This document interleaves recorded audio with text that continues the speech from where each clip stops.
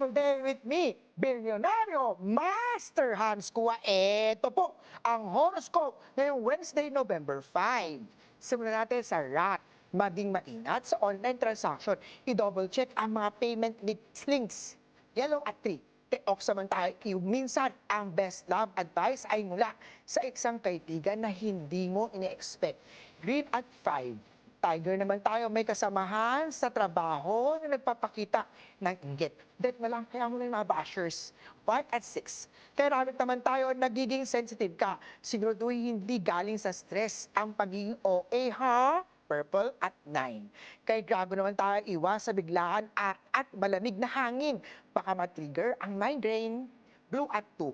Kay Snake naman tayo, a new temptation awaits. Huwag sirain ang trust ng partner. Red at 1. Ito naman, care of the horsey, maging proud sa totoong ikaw.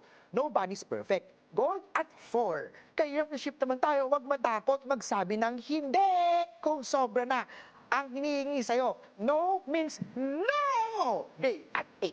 Year of the monkey naman tayo, good day para i-review ang mga subscription mo. Baka pwede na i-cancel yan, sayang pera. White at 6. Kay Rooster naman tayo, may gusto magpabibo sa harapan ni boss. Huwag patulan. Hayaan mo siya. Mag-focus sa trabaho mo. Blue at 7. Doggy naman tayo, malapit nang matapos ang task na matagal mo nang pinagpaguran. Konting push pa. Brown at 5.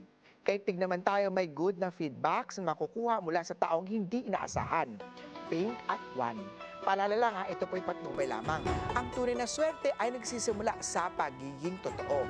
Abangan araw-araw ang horoscope of the day dito lang po sa Beautiful Day with me, Master Hans Kua.